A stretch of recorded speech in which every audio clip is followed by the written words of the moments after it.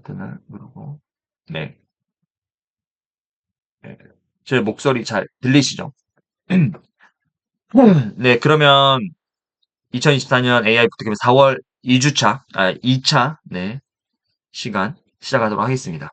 음, 제가 이제 아까 이제 영상을 하나씩 보여드렸고, 지난주에 이제 이런 기사가 있었죠. 작곡 공모 1위가 AI 작곡이다.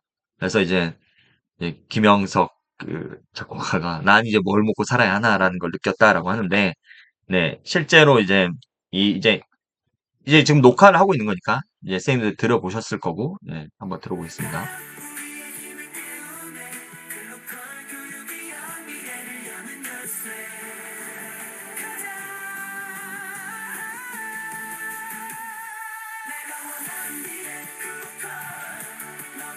이제 노래가 이제 흘러나오고 있는데, 네, 어,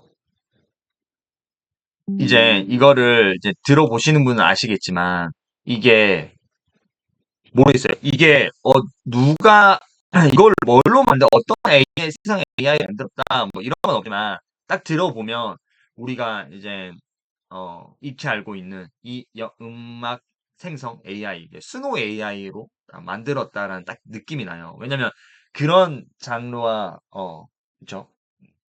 스노우 AI로 만들었다 느낌이 나는데 그러면서 이제 이분이 이제 트위터에 네, 이제 김영석 그 작곡가님이 트위터에 이런 내용을 남겼어요. 엊그제 모 기관의 의뢰로 작곡 공모 심사를 했다. 1위로 뽑힌 곡이 제법 수작이었다. 그런데 오늘 주최 측으로부터 AI를 사용해서 텍스트만 치고 만들어진 곡이라는 것을 통보받았다. 이걸 상을 줘야 되나 말아야 되나? 그리고 이제 난 뭐를 먹고 살아야 되나? 허허라고 이제 이런 트윗을 이제 남겼어요. 그러면서 이게 뭐 작곡가님도 이제 이거를 물론 이제 생성 AI에 대해서 뭐 알고 있었겠죠. 뭐 워낙 유명하신 분이니까. 근데 이게 수노 AI 음악 생성 AI로 만들었다고? 이런 생각은 못 했다라는 거죠. 그래서 이제 이런 것들을 보면서 이제 우리가 또 많은 생각을 하게 될 텐데 그런 거예요. 이게 앞으로의 시대는 오늘도 나오지만 지금 챗GPT 5가 7월에 이제 나올 것이라고 이제 미국이나 이런 쪽에서는 IT 쪽에서는 그런 게 이제 정설처럼 이제 나오고 있는 거고 우리 그리고 지난주에 맞죠 GPT 6에 대해서 이미 이제 시작을 하고 있어요. 개발은 이제 시작이 됐어요. 자, 근데 우리가 이 뉴스를 보고 와 이거 이제 큰일 났다 이렇게 생각하면은 이거는 그냥 초급 레벨인 거예요. 아니 그건 당연히 알지. 이 기사를 보고 그런 우리가 이제 이거를 점선면으로 연결해 보자고요. 지금 이거를 뭔가 이제 우리가 늘 말했던 것처럼 세상의 90%의 사람들은 이거를 불안해하고 와 이거 이렇게까지 한다고? 근데 10%에 있는 사람은 그렇게 생각 안 해요. 더 발전되라. 왜? 나는 이거를 활용할 줄 아는 사람이니까. 그런데 그중에 상위 5%에 있는 사람들은 뭘 보냐면 점선면을 본다라는 거예요. 점선면을. 자, 그렇다면 이제는 우리가 이런 것들을 과연 진짜로 이게 작품으로 인정해 줘야 되나 하지 말아야 되나 이런 생각을 하기 이전에 한번 생각을 해보자는 거예요. 제가 지난번에도 한번 말씀을 드린 적이 있지만, 자, 내가 지금 임신을 했어요. 그렇죠? 쌤들이 임신을 했는데, 내 이제 아이의 이제 어떤 그 유전자에 문제가 생긴 거예요. 그렇게 태어나면 기형을 가지고 태어날 수밖에 없는 그런 당연한 상황인 거예요. 근데 그때 이제 유전자 가위를 통해서 이거를 유전자를 딱 그거를 딱 바꿔주면 아이가 정상하고 건강하게 태어난다는 거예요. 자, 그렇다면 이 유전자를 바꾸고 뭔가의 그 뭐 하늘 신 이런 걸 넘어서 그런 그런 생명체를 과연 이 DNA나 유전자 가위로 조작이 과연 윤리적인가 비윤리적인가? 그럼 비윤리적이라고 생각을 하지만 나에게 닥친 일이라며 내 아이에게 닥친 일이라며 자 유전자 가위로 이걸 알면서도 그냥 장애를 가지고 태어나게 하시겠어요? 아니면은 유전자 가위를 통해서 정상하고 건강한 아이를 태어났어. 자 나는 그냥 기형을 가지고 태어나야겠다 1번. 아니 나는 비윤리적이지만 아이가 건강하게 태어나게 난 유전자 가위를 사용하겠다 2번. 네. 한번 댓글창에. 네. 그쵸. 물론 뭐 1번이라고 하시는 분도 있을 수도 있겠지만 2번이에요. 그게 내 일이라면. 그쵸? 내 일이라면은 내가 알면서도 그렇게 하지 않을 거란 말이에요. 그쵸? 그렇다면 이제 앞으로는 우리가 이제 인간의 영역에서 오늘 휴머노이드에 대해서 나오지만 인간에 대해서도 이제는 그런 시간이 흐르면은 그런 것들을 윤리적인 것들과 비윤리적인 것들이 뭐 물론 있을 수 있지만 이제 어떠한 이제 전문가 이야기예요. 앞으로 그렇게 태어난 아이들이 그렇게 만약에 그런 것들을 유전적 가위로 이렇게 해서 뭔가 문제가 있었던 거를 해서 신체 능력이 더 좋아지는 아이들이 이제 생기게 됐다라고 한다면 앞으로의 이제 올림픽이나 이런 어떤 뭐 국제적인 대회 이런 거는 그 일반적인 사람들의 대회와 그리고 그런 것으로 인해서 더 강한 능력들을 가지고 그리고 AI 칩을 지금 머리에다가 이렇게 심고 이런 것들을 사례들 보면서 그렇게 또 다른 영역으로 봐야 되지 않나라고 그렇게 이제 생각을 하는 이제 그 단계들도 있다는 거죠. 우리가 이제 AGI 시대에 살아가게 되면. 그럼 이제 작곡 AI로 이렇게 컨텐츠가 만들어진 게 어떻게 보면은 진짜 이걸 저작권이나 이런 걸 작품으로 인정해 줘야 되냐 아니냐라는 것들이 지금은 논란이 되고 있지만 음 우리가 그런 거 기술의 민주화라는 단어가 있어요. 이게 뭐냐면 자 100년 전에 있는 사람들이 지금 타임머신을 타고 와서 우리 세대의 사람들을 보면 무슨 생각을 할까요? 와, 모바일이라는, 100년 전도 아니야. 한 6, 70년 전에, 100년 전이라고 그러니까. 우리 6, 70년 전이면은 뭐, 얼마 안 돼. 100년 전에 있는 사람들이 와, 지금의 세상 와서 보면 무슨 생각이 들겠어요? 와, 저 사람들은 핸드폰으로 통화도 하고 커뮤니케이션도 하고 핸드폰으로 뭔가의 문자도 실시간으로 보내고 와 지금 생성형 AI를 가지고 만들었던 그림을 그리고 그걸 수정을 하고 있네. 어떻게 보면은 이게 100년 전 사람은 상상할 수 없었지만 기술이 발전이 되면서 이게 당연한 기술이 지금 우리에게는 당연한 기술로 받아들여진다는 거예요. 핸드폰을 사용하고 카톡을 이용하고 그쵸? 미리 캔버스로 뭔가를 만들고 이게 이미지를 생성하고 이게 당연한 거란 말이에요. 이게 왜? 기술의 민주화가 됐기 때문에 평준화, 민주화가 됐기 때문에 이 기술의 민주화. 그러면 우리가 지금 AI라는 도구도 시간이 지나면 AGI라는 것이 탄생하고, 그쵸? 우리 인간보다 더 뛰어난 생성형 AI나 AI 로봇, 휴머노이드 로봇이 탄생하게 될 거예요. 그러면 이때 우리가 20년, 30년 후에 우리 아이들이 이제 내 나이대가 됐을 때, 아니, 우리 아이들이 살아가고, 아니면 내가 100세 시대에 살아가는 데 있어서 30년 후에 80, 90이 됐을 때, 우리 생성형 AI는 지금하고는 말도 안 되게, 그쵸? 기술들이 더, 지금의 AI의 이 이미지 생성하는 거, 음악으로 이걸 뭘 생성하는 거, 이런 것들은 기술의 민주화로 인해서 당연하게, 이 정도는 뭐, 이렇게 당연하게 되는 그런 시대가 오게 될 것이라는 거죠. 그렇기 때문에 이런 기사들을 봤을 때 단순하게 이게 물론 이런 문제들도 있죠. 당연히 뭐 저작권의 이게 누구의 저작권인가 이걸 작품으로 인정해 줘야 되는가의 문제도 있지만 이거는 이제 하나라는 거죠. 그러면 이거를 점선면으로 연결해서 유전자 이게 만약 내 일이라면 그렇죠? 그리고 이것들이 기술의 민주화, 도구의 민주화를 통해서 20년 후에 이런 것들에 대한 어떤 고민들, 어떻게 변화되고 어떤 고민들을 할 수 있을까라는 생각들을 한 조금 더 플러스 알파로 한번 해보면 이런 것들을 단순하게 그냥 이게 뭐 이렇게 뭐 했어 일을 했어 그래서 이런 것들을 뭐 인정해 줘야 돼 말아야 되냐 그런 생각도 물론 중요하지만 이렇게 한번 생각을 해보자라는 것에서 말씀을 드렸고 어 4월 10일자 우리나라 이제 4월 10일자에 그런 기사에서 이제 나왔습니다. GPT-5와 라마 3에서 출격을 채비하고 있다. 그래서 추론 능력을 크게 늘렸다라고 이야기를 했죠. 그래서 이게 결국은 우리가 생성형 AI라는 거 추론을 이 능력이 뛰어나야 되는 거잖아요. 추론 능력. 그래서 우리가 음, 이 추론 능력이 뛰어나는 데 있어서 우리의 뇌 시냅스와 같이 그런 연결 구조들로 어, 이게 이제 파라미터 수가 이제 얼마나 크냐에 따른 거다. 그런데 우리가 늘 말씀드렸던 것처럼 이 이제 추론 능력도 중요하지만 우리가 이 이제 언어 모델 아니 멀티모달에서의 방향성이 두 가지로 간다 그랬죠. 첫 번째 방향성은 이 크기를 확장을 하는 거예요.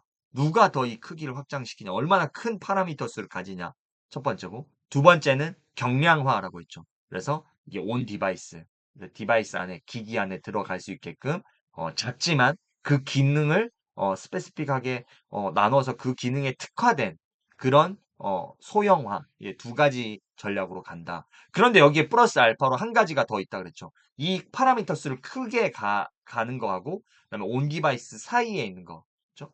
그래서 이게 전문가 집단 모델에서 지금 GPT-4에도 GPT-4 터보에도 들어가 있다라고 하는 것처럼 여러 가지 한 중규모의 그런 그 모델들을 6, 7개를 다 묶어가지고 그런 추론 능력들을 더 확장시키고 효율성 있게 딱 두세 개가 어떤 질문이 나왔을 때 두세 개 AI가 이 특화된 AI가 답변을 생성할 수 있게 추론해서 생성할 수 있게 그렇게 이제 움직여가는 세 가지로 이 LLM 이제 거대 언어 모델, 그다음 멀티모달 모델들이 이런 세 개의 축으로 크게 변화를 해가고 있다라는 것을 알아야 된다라는. 자, 그렇다면 여기에서 이제 이 기사의 내용들을 한번 자세히 보겠습니다. GPT-5 출시에 대해서 이제 음, 이런 내용들이 요약돼 있어요. 첫 번째, GPT-5는 텍스트를 이해하고 생성하는 역량이 대폭 강화된다라는 거예요. 어, 지금 어, 제미나이 울트라 1.5, 1.0이 원래는 이제 공개가 됐으나 1.5에서는 그렇죠. 우리가 그때 말했죠. 해리포터의 영어 원문을 800, 900페이지짜리 10권을 다 한 번에 프롬프트로 그 내용을 다 때려 집어넣을 수 있다라는 거예요. 그리고 PDF를 한 번에 때려 집어넣으면 내가 그림을 그려서 어떤 빗자루를 타고 뭐 어떤 학교 성 위에를 학교를 날아다니는 그 빗자루 그림을 딱 그리면 이거는 1권에 뭐 678페이지, 11권에 뭐 234페이지에 나오는 그림이야라고 애가 수초 이내, 수분 이내, 1분 이내 그런 것들을 찾아준다라고 이제 제가 말씀을 드렸죠. 그래서 역시나 여기에서 GPT-5 오픈 AI에서 이야기를 하는 게 텍스트를 이해하고 생성하는 역량이 대폭 강화된다라는 거예요. 그러면 그만큼 많은 음, 프롬프트를 받아들일 수 있고 많은 양의 데이터를 받아들여서 어, 빠르게 그것들을 해석하고 뭔가를 생성해낼 수 있다라는 거고요. 두 번째는 음성 인식, 이미지 생성, 텍스트 생성은 물론 이건 이제 기본이야. 소라 AI 있다 그랬죠. 동영상 생성이 가능해질 것이다라는 거예요. 그래서 우리가 지난주에 이제 이 기사가 나오기 지난주에 제가 말씀드렸죠. 소라 AI가 이제 공개가 되고 나서 지난주에 지지난주죠. 지지난주에 일반인들에게도 이제 조만간 공개할 것이다라고 하면서 이제 계속해서 이제 추가된 영상들을 또 공개하고 했는데 그러면서 이제 GPT-5가 출시가 되면 이게 지금 달리3가 여기 안에 들어와 있는 거죠. 기존적으로 달리1이나 달리2는 원래는 외부에서 다른 그런 우리가 이제 다른 링크를 타고 들어가야 되는 거잖아요. 근데 지금 GPT-4 안에 자연스럽게 이제 탑재가 됐고 그 전에는 달리를 할까 GPT 3.5를 선택할까 GPT-4를 할까 달리를 할까 플러그인을 할까 네 가지를 원래는 선택을 할 수 있었어요. 그죠? 이게 무슨 말이냐면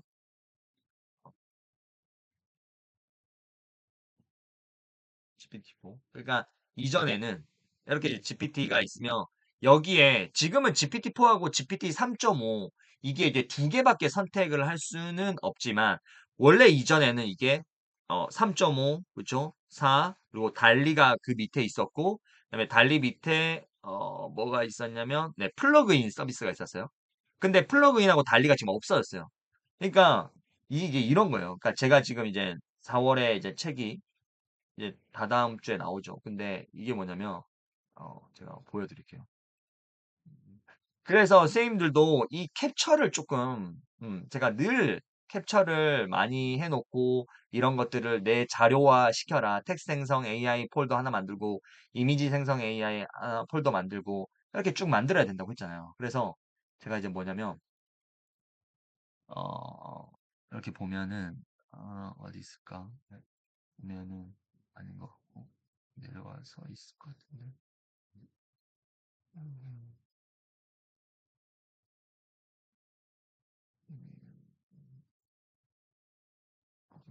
볼까요? 이 그림을 하는 것 같고, 챗 GPT, 이거는 생성, 음, 이거다. 이걸 것 같네요. 네, 이거 보면은 원래는 이렇게 돼 있었어요. 그쵸? GPT-4. 이게 이제 달리가 여기 들어오기 전에 이제 GPT-4, GPT 3.5 플러그인이 있었는데, 이제 플러그인도 없어졌습니다. 플러그인도 이제 없어졌죠. 그러면서 예전에는 플러그인에 들어가서, 그죠. 그거를 클릭해서 다운로드를 받아서 그거를 할 때마다 활성화를 시켰어야 됐어요. 그런데 이제 그럴 필요가 없다라는 거죠. 왜? GPTS, GPT 빌더가 생기면서 그 안에서 이제 우리가 검색을 다 할 수 있게 됐거든요. 그래서 있을까?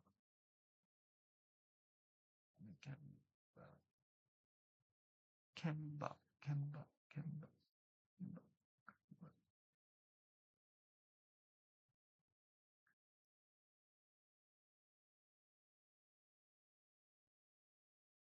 10초만 주시면 제가 빨리 찾아보겠습니다. 아, 여기 어딘가 있을 것 같은데. 아, 여기 있다.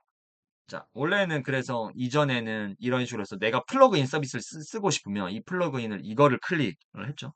그리고 나서 이제 클릭을 하면 이렇게 플러그인 스토어에 들어갔어야 됐어요. 그렇죠? 스토어에 들어가서 내가 캔바를 하고 싶으면 그 인스톨을 누르고 그렇죠? 다운로드 받으면 이제 여기서 캔바를 클릭해서 캔바를 누르고 나서 활성화를 시켜야 되는 상황이었어요. 그렇죠? 근데 이제는 그게 아니라 여기에서 GPT, 이제 이건 유료 사용자만 할 수 있는 거지만 GPTS를 이렇게 누르면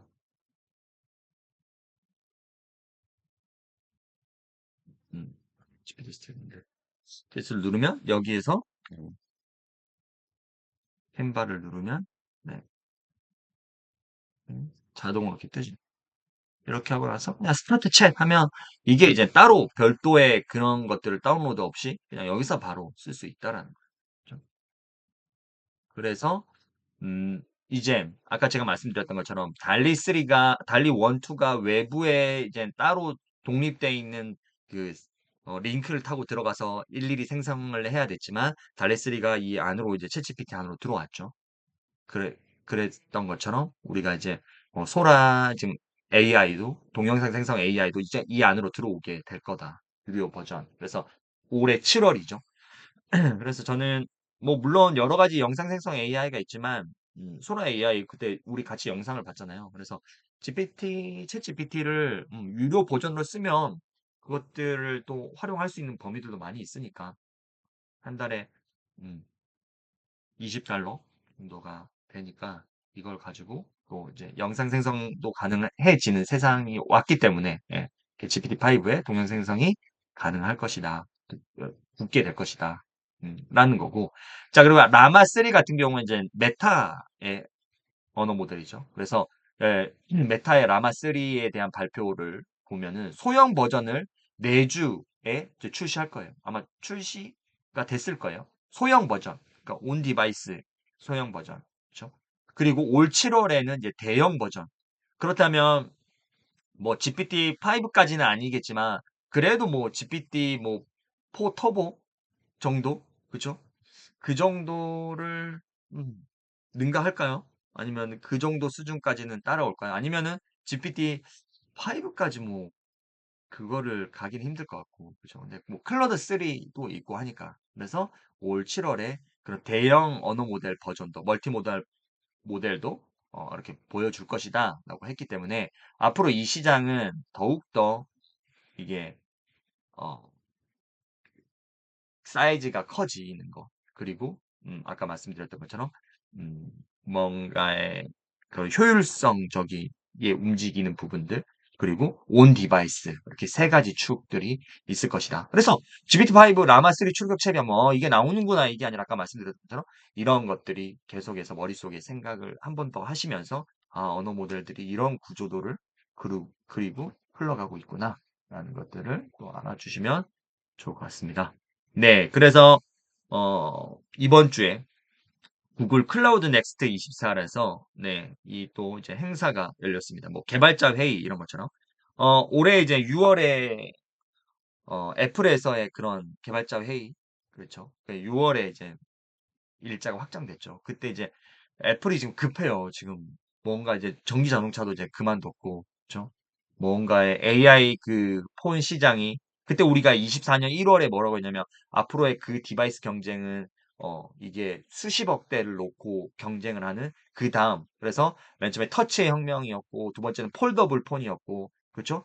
그 이제 세 번째 경쟁이 3세대 핸드폰이라고 하는 세 번째 경쟁이 AI 폰의 시장이다. AI 폰의 시장인데 삼성이 먼저 스타트를 끊었는데 생각 외로 와 지금 애플이 빠르게 따라오지를 못하고 있어요. 그러면서 자체적으로 거대 LLM도 LMM하고 LLM도 얘네가 개발을 하고 그 사내에서 돌렸지만 이게 만족도가 그렇게 높지 않으니까 이제 제미나이를 탑재를 해야 되냐 뭐 이렇게 이야기가 나오고 있는 그런 상황에서 이제 구글에서 클라우드 넥스트 2024를 이제 발표를 했는데요.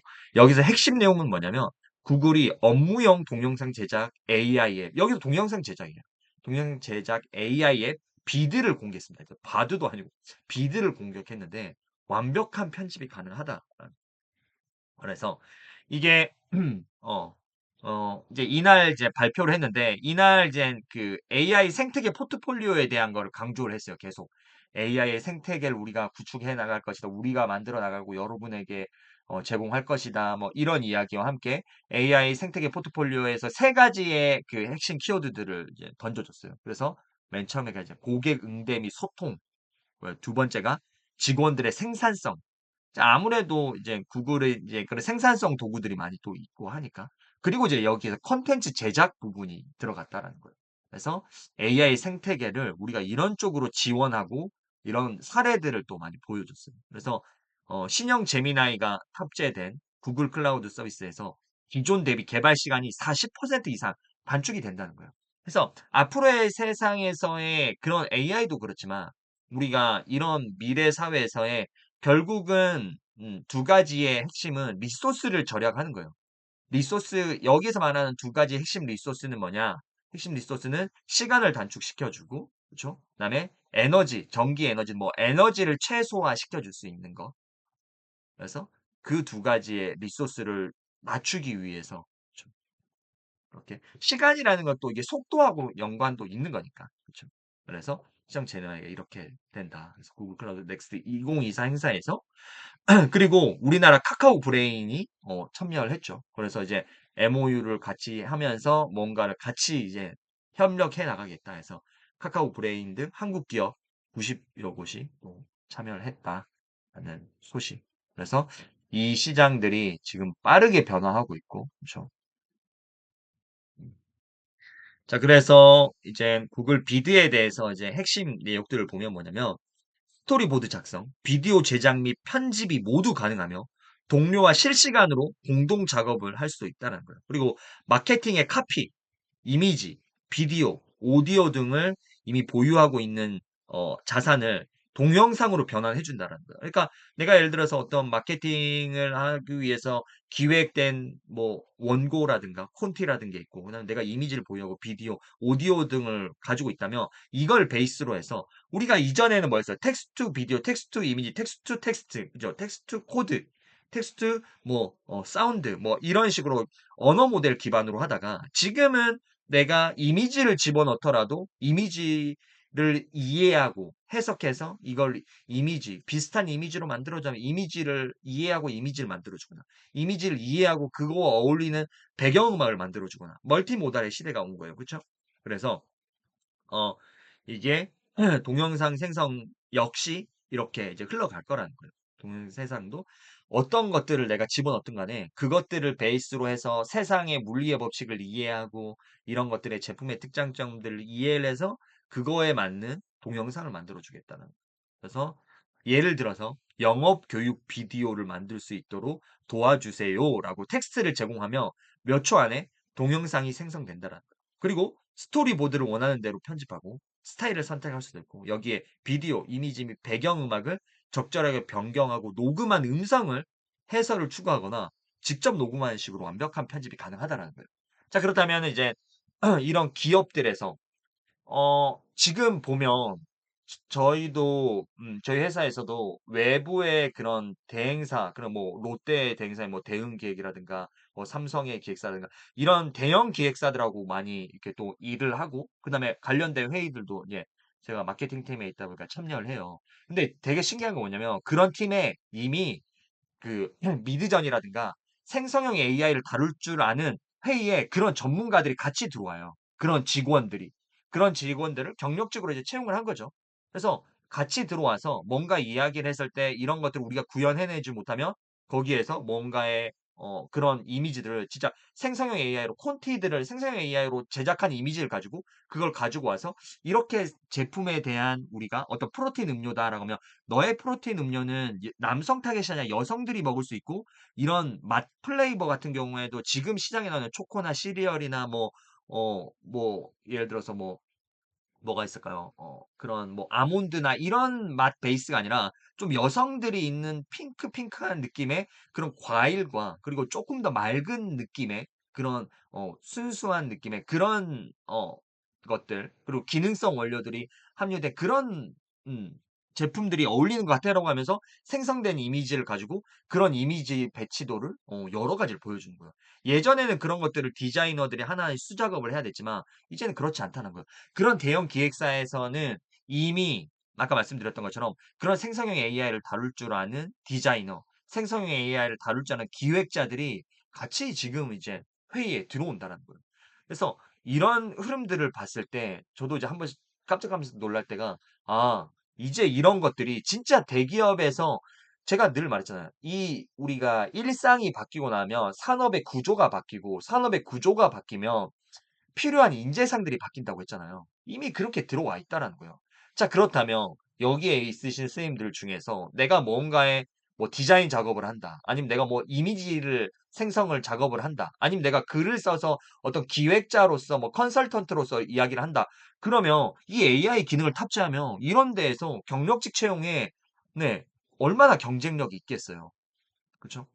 이런 큰 시장 흐름과 이런 다양한 AI 생성 AI 도구들을 활용해 보고 그리고 그 하나뿐만 아니라 여러 가지들 하면서 특장점을 알고 이런 상황에서 이런 것들, 이런 상황에서 이런 것들을 쓰고 이런 것들을 알고 있다면 입장 바꿔서 내가 그런 채용을 하는 팀장이라고 하면 그런 사람들을 안 뽑겠냐라는 거예요.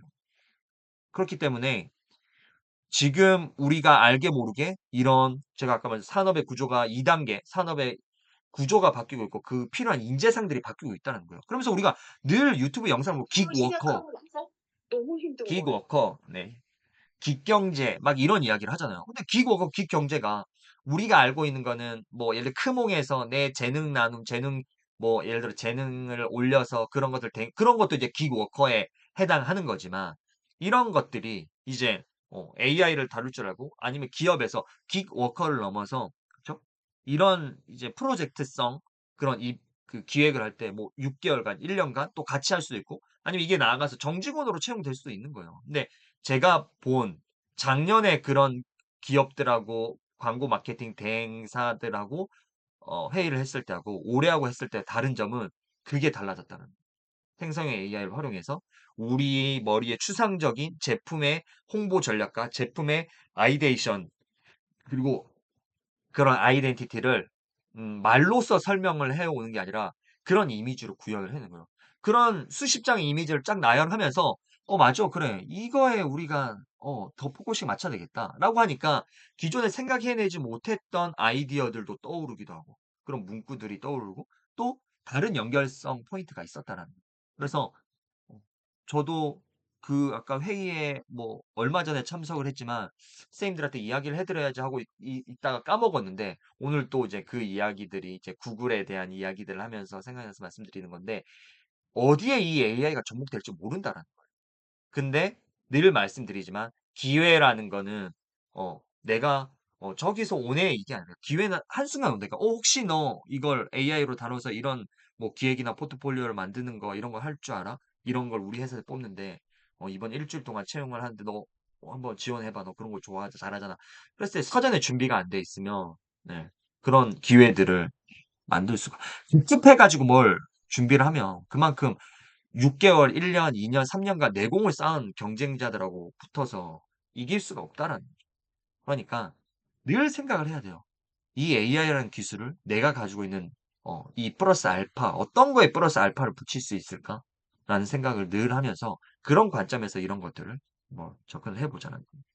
그러면서 이날 이제 행사에서 아까 이제 3대 키워드들에 대해서 이야기했지만 여기서 이제 추가적으로 또 강조를 했던 부분들이 모델 개발, 그리고 데이터의 활용, 코드 생성, 그리고 이제 이런 이제 보안 솔루션에 대한 이야기들도 네, 이제 강조되는 포인트로 나왔고, 그리고 모든 영역에서의 기업이 생성형 AI 혁신을 가속화할 수 있도록 자기네들이 돕겠다라는 거예요.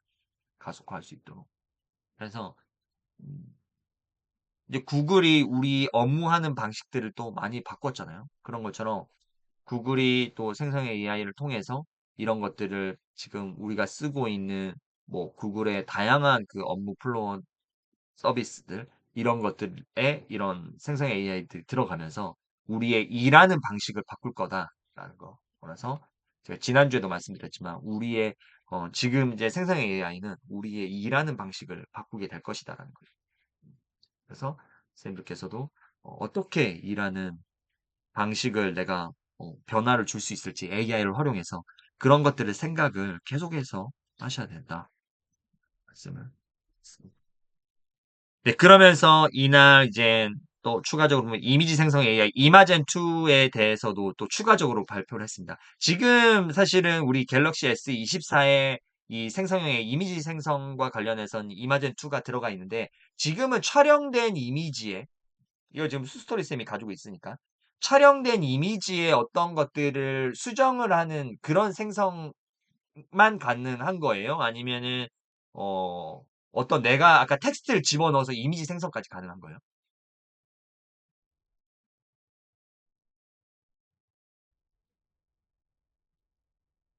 갤럭시 S24를 네, 맞아요. 수스토리 쌤. 갤럭시 S24를 지금 쓰시니까 거기에 이미지 생성 AI 이마젠 2가 들어가 탑재가 돼 있는데 그게 내가 촬영한 사진 내가 어떤 사진을 가지고 있는 거에서 어떤 우리가 인페인팅처럼 어떤 부분을 동그라미를 쳐서 그걸 어떻게 바꿔줘 하면 그렇게만 바꿔주는 건지 아니면 내가 어떤 것들을 텍스트를 완전 프롬프트를 집어넣어서 어떤 이미지를 생성해줘 하면 그것까지 생성해 주는 건지.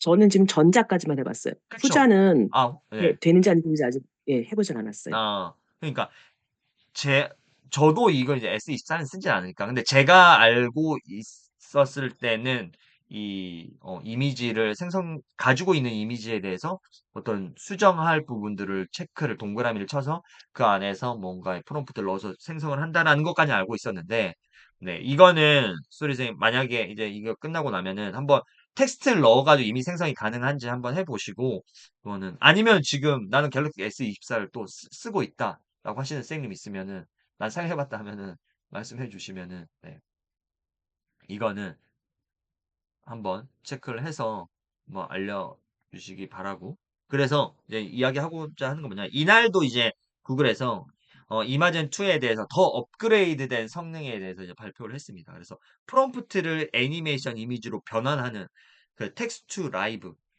기능을 네, 공개를 했습니다. 그래서 이제 여기에서는 이제 뭐 아까 말했던 갤럭시 S24에서는 이미지 생성까지는 가능할 수는 있을 것 같아요. 이미지 생성까지는 맞죠? 이미지 생성 가능하지만 이날 발표한 거는 이마젠2에서 텍스트 프롬프트를 집어넣으면 네 간단한 그러니까 초당 24프레임에 360에 640 해상도에 4초 정도 4초에 지속 가능한 어떻게 보면 움직이는 영상이라고 할 수도 있 GIF라는 느낌일 수도 있겠지만 그런 짧은 영상, 지금 피카 AI라든가 이런 우리가 그 젠2의 그런 모션 브러쉬 기능처럼 그런 것처럼 짧은 길이의 영상은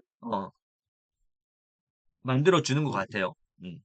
그래서 이렇게 이제 업데이트가 됐다는 거예요. 지금 보면은 지금 이미지 생성 AI에 지금 얼마나 많은 기업들이 영상 생성 AI가 얼마나 많은 기업들이 뛰어든다라는 거예요. 지금 보면은 아까 오픈 AI에서도 지금 챗 GPT-5에 들어올 거고 그렇죠? 영상 생성 AI가. 그리고 지금 이제 구글 이마젠 2에서도 영상 생성 AI가 이렇게 이제 이 특화돼서 들어올 것이다. 라고 이제 발표를 했다라는 거예요. 그래서 뭐 올해 뭐 하반기나 올해 연말이 되면 이 영상 생성 AI 시장도 엄청나게 커질 것이다. 그렇죠? 그래서 한번 볼게요. 이게 이제 이마젠2로 텍스트만 집어넣어서 영상을 생성한 거예요. 제가 보겠습니다. 네, 이건 뭐 소리는 나진 않는 거고. 그래서 이런 꽃이 피는 것들, 그렇죠? 뭔가 공중에서 드론으로 촬영하고 있는 모습들. 그리고 이 파도가 이게 뭔가 진짜 이거 진짜 바다 같잖아요. 그쵸? 이거를 아까 텍스트 입력만으로 만들어냈다라는 거예요.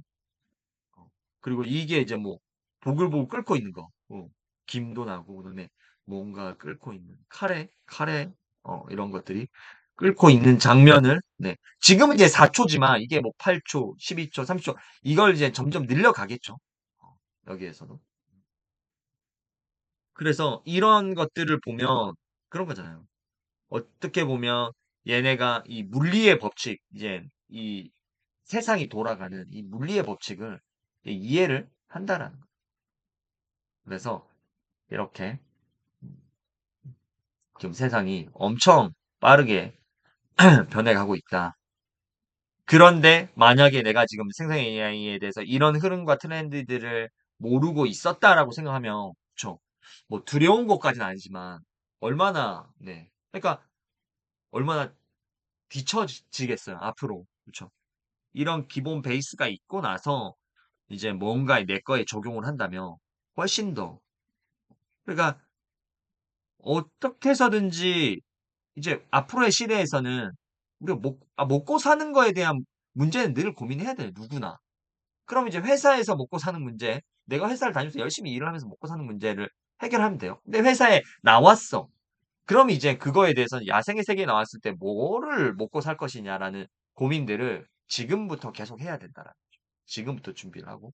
그런데 그 핵심 키가 될 수 있는 게 AI라는 거예요. 지금 계속 이야기를 제가 하고 있잖아요. 그죠?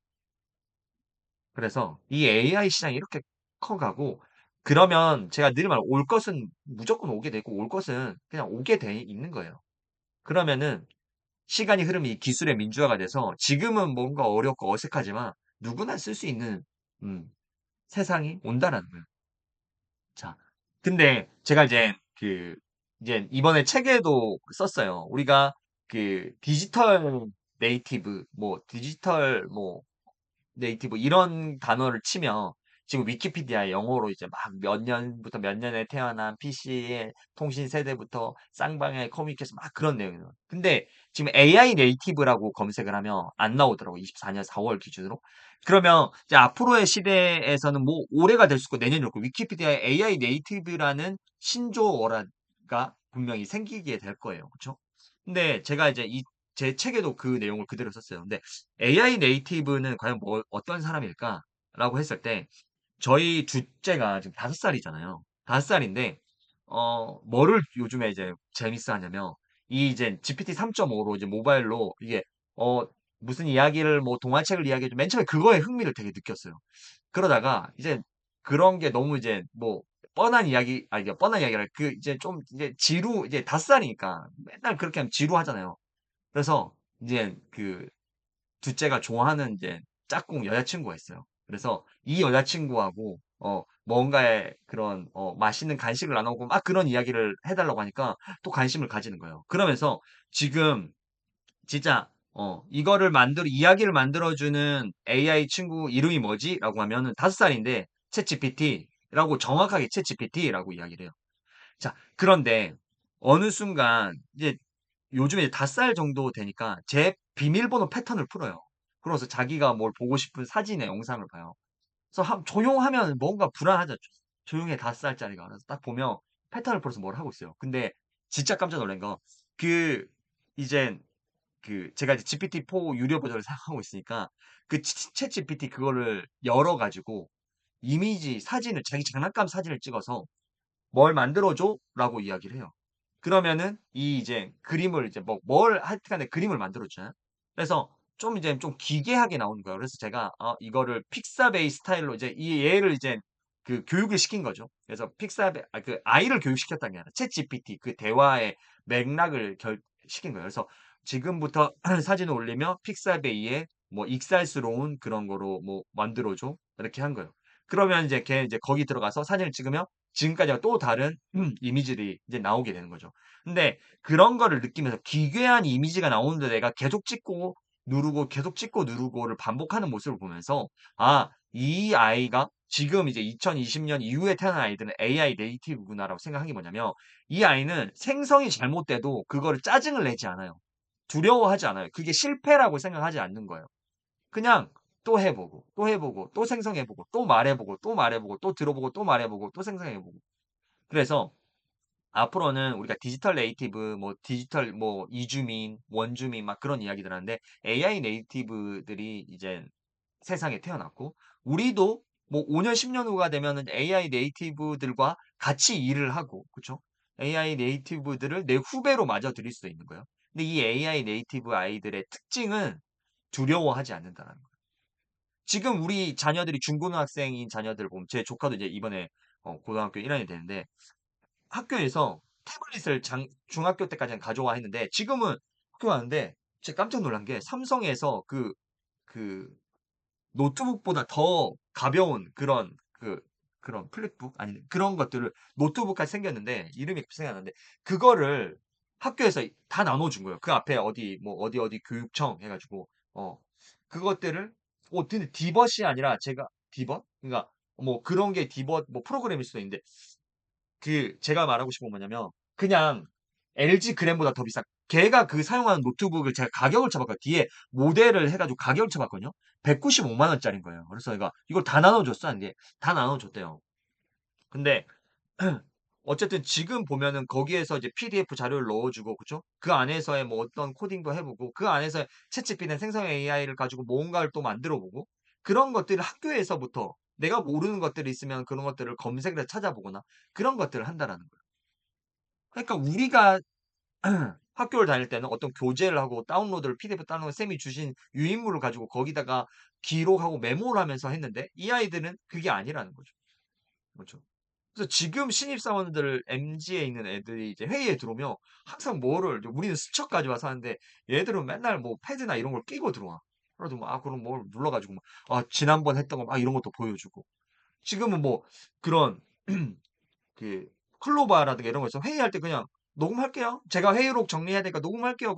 이야기를 하고 녹음해. 이렇게 눌러서 클로바로 해가지고 하고 끝나고 나면 진짜 15분, 20분 만에 그냥 오늘 어떤 내용이 있었다. 내용 정리해서 그냥 메일을 보내는 거예요. 예전에 우리가 있을 때 어떤 메모를 하고 기록을 한 다음에 그거를 이걸 뭐라고 했지 하다가 그런 것들에 또 시간이 많이 걸렸는데 그렇게 지금의 아이들은 그리고 또 변해가고 있는 거죠. 그런 것들도 하나의 또 업무의 효율성이고 또 업무의 그런 스타일인 거니까.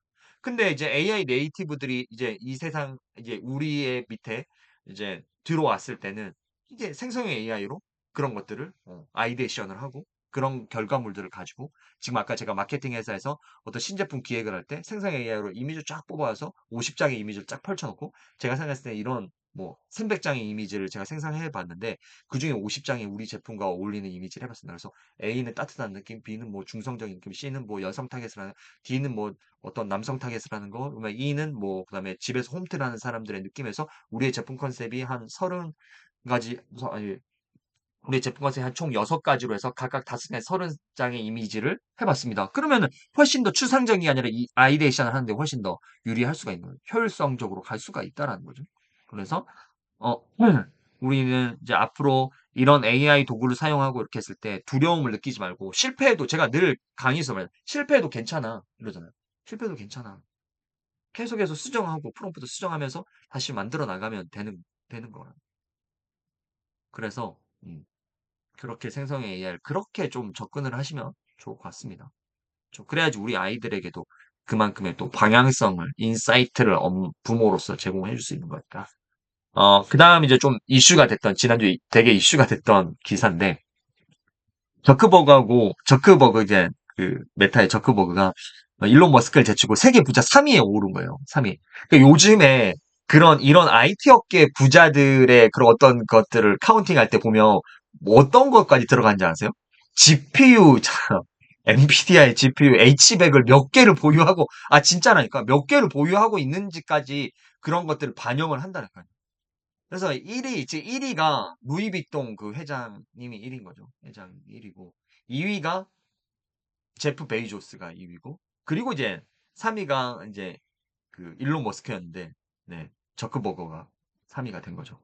그래서, 요즘에 부자 순위에는 엔비디아, 그럼 그렇게 되면은 젠슨왕이 제일 부자 아닌가?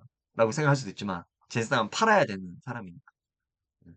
그래서, 저크버가 메타 실적을 또 계산하고 자산 89억 달러에 올랐다.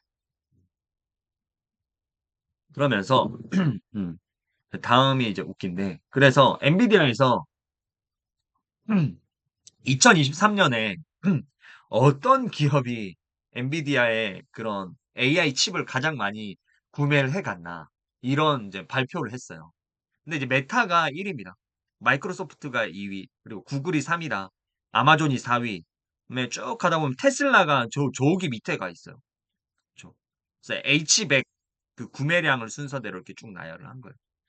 그 볼까? 여기에 보니까 되게 웃긴 게 엔비디아 H100의 가격은 현재 쿠팡 기준, 쿠팡에서 팔고 있어.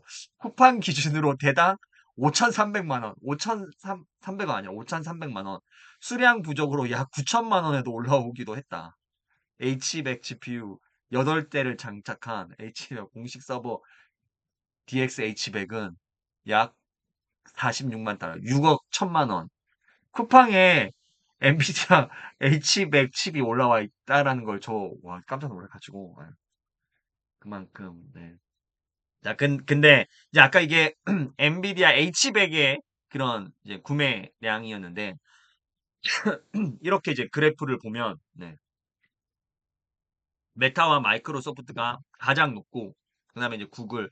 근데 결국은 이거를 많이 GPU의 양을 많이 가지고 또 GPT 제가 지난주에 제가 그 이야기 들었죠. 그 이야기.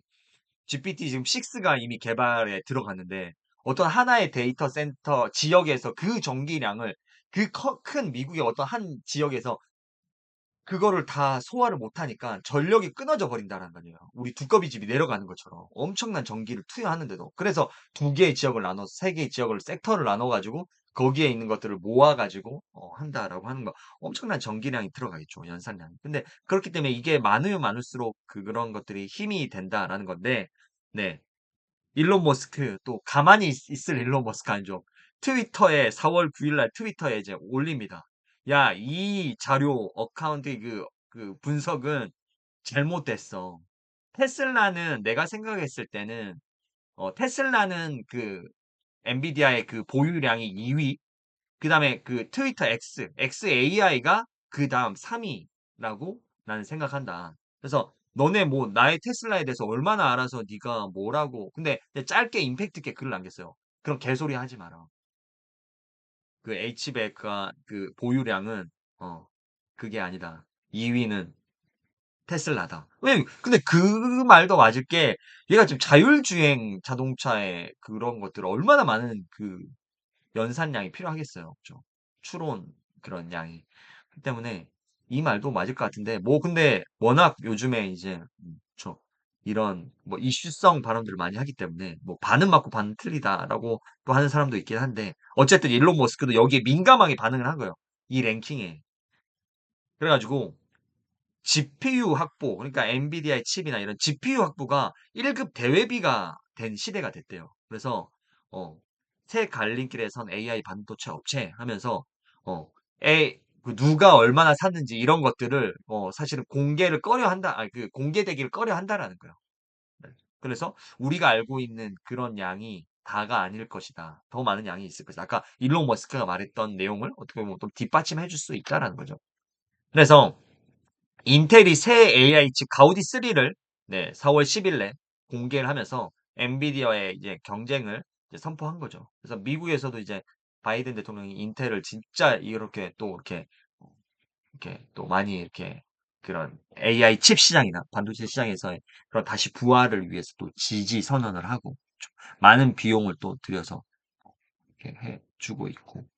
그래서 이제 엔비디아의 견제구 난리 해서 네이버하고 또 인텔과 AI 칩의 생태계를 구축을 함께 나서면서 네이버 클라우드하고 인텔하고 또 손잡고 가우디 기반의 소프트웨어 이런 것들을 함께 연구를 참여하게 되었다라는 이런 소식도 있고 그래서 엔비디아가 너무 이제 시장을 독식하니까 이런 인텔, 구글 이런 신제품을 공개하고 엔비디아 AI 칩에 도전장을 냈다라고 하는데 우리 지지난 2주 전에 3월 말에 봤죠.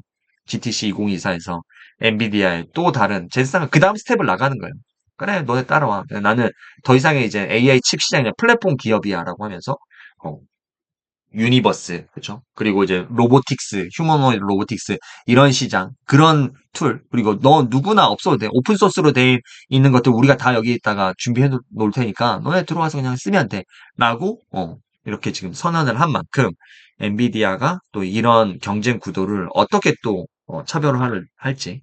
그래서 지난번에 말씀드렸던 것처럼 H100, A100이죠. 암페르 100, 이 정도 성능이었는데 H100, 그리고 나가서 H200, 그리고 이제 이번에 B100, 그렇죠? 그래서 이걸 이제 두 개 붙인 게 B200 있죠. 그래서 B200은 더 뭐 성능들을 높게 낼 것이다.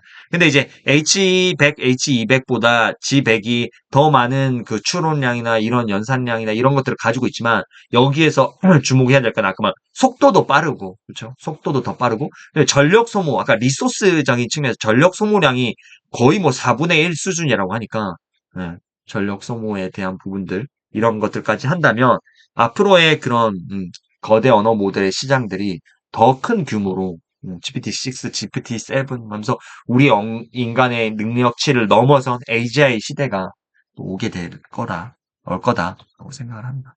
그래서 이제 이거 보면은 2024년에 암페르백, A백에 대한 그 양을 전 세계적인 그런 그 기업들에 대해서 국가에 대해서 이제 정리를 했는데, 네, 메타가 암페르백도 메타의 보유량이 압도적으로 높습니다. 근데 이 조사에 의하면 암페르백의 경우에는 테슬라가 2위이긴 해요.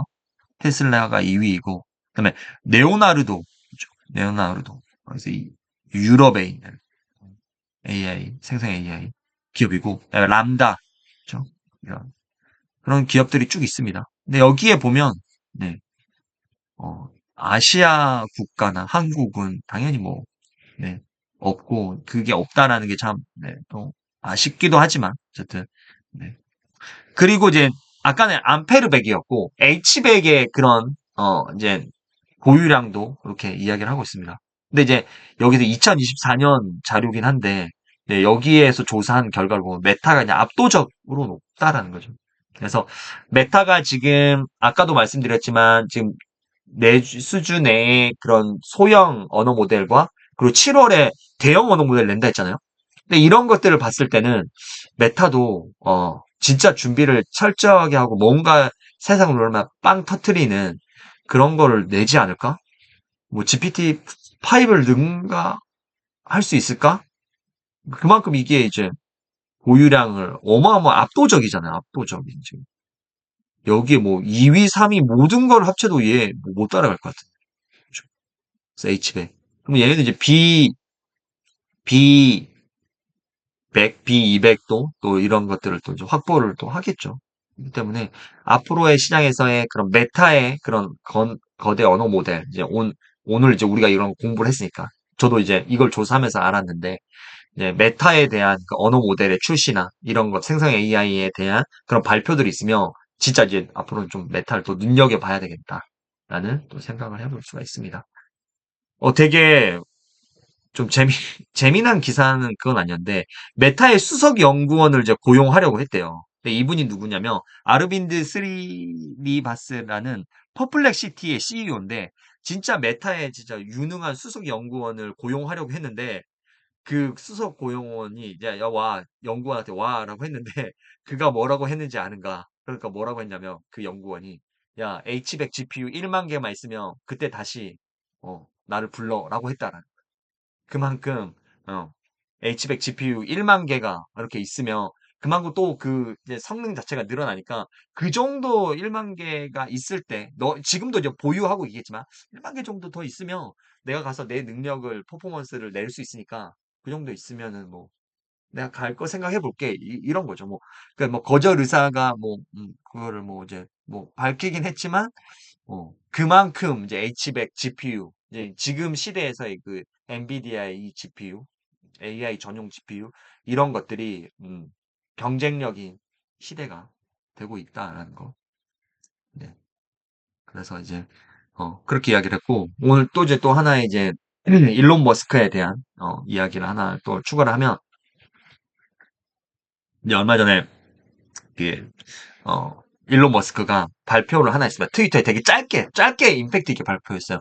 야, 나 8월 8일 날, 테슬라 로보택시를 이제, 공개하겠다라고 이제 이야기를 한 거예요. 그래서 이제 머스크가 8월 8일 날 그 트위터 X계, 트위터 X를 통해서 8월 8일 날 공개 계획의 그런 것들 발표하면서 뭔가 이제 주가가 뭐 껑충 뛰어 올랐다라고 하는데 로이터 통신에서는 테슬라에 관한 기술 불안전이 좀 위험한 베팅이었다라고 이제 또 저격을 하기도 했는데 이제 우리가 크게 이제 지금 이제 우리 AI 공부를 하고 있잖아요. 그 이제 AI 공부를 하고 있을 때 우리가 AI 칩 시장에 대해서도 이제 봤어요. 그죠? 크게.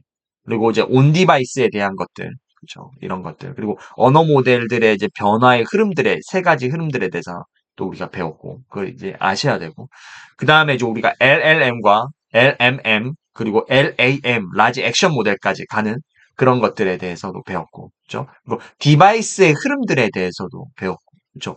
그리고 이제 지금 요즘에 제가 늘 강조하는 휴머노이드 로봇에 대해서도 지금 이제 트렌드들을 배웠어요. 자, 그러면 오늘 이제 6번째는 이제 또 뭔가 있겠지만, 그 다음 이제 또 하나의 진짜 중요한 핵심 트렌드인 로보택시에 대해서 이야기를 간단하게 좀 해볼까 합니다. 그래서 8월 8일 날 로보택시가 공개되는데, 지금, 어, 로보택시 하면은 딱 그 두 개의 기업을, 어, 생각하시면 됩니다. 이제 구글에서 운영을 하고 있는 웨이모, 자율주행차 웨이모, 그다음에 GM 그룹에서 그 자율주행을 운영하고 있는 네, 이 서비스 네, 크루즈라는 서비스가 있죠. 그래서 그 샌프란시스코에서 로보택시 시범 운영을 하다가 이제 시위에 부딪혀서 이제 막 사람들이 차에 불 지르고 막 그렇게 시위에 부딪혀서 그런 그 사업이 약간의 이제 중단, GM에서는 이제 약간의 그런 샌프란시스코 쪽에는 중단이 됐지만 그 샌프란시스코에서 뭔가 사람들이 거리서 폭동을 일으키고 차를 불태우고 멈추게 하고 불태우고 이런 것들 보면 우리 되게 러다이트 운동 때 생각을 한번 떠올려 보면 그쵸? 기계 저항에 대해서 그런 운동들을 막 펼쳤잖아요. 그런 거가 똑같아요. 근데 지금 뭐 예를 들어서 우리가 뭐 어떤 대형 생산되는 설비의 기계에 대해서 그거에 뭐 반대를 하거나, 이러면 내 일자리 뺏겨 하면서 기계를 부수거나 그런 사람들은 없잖아요. 그런 것처럼 지금은 이제 초기 도입기고 워낙 초반 시장이기 때문에 이런 안전에 대한 우려나 이런 것들로 인해서, 음, 이런 것들이 어떻게 보면은 반대 운동들로 펼쳐지고 하는데 이게 진짜, 어, 1차 산업혁명, 2차 산업혁명 때 있었던 그런 다양한 우리 문명에 대한 거부, 기술에 대한 거부 운동하고 똑같은 거다라고 음, 볼 수가 있겠죠. 그래서 크게 이제 구글의 웨이모라는 이제 자율주행이 있고 아까 GM의 크루즈라는 자율주행 이제 두 가지의 서비스가 그 크루즈 자율주행 브랜드라고 하나요? 그런 모델들이 가장 대표적이다라는 거. 그래서 이제 두 개의 경쟁 구도였는데 이제 테슬라까지 이제 가세를 한 게 된 겁니다. 그래서 이제 3파전이 될 거고 그렇죠? 테슬라까지 가세해서 로보택시 시장이 웨이모, 크루즈 그리고 테슬라까지. 그래서 제가 늘 말씀드렸던 것처럼 그 스마트폰 시장도 똑같았어요. 그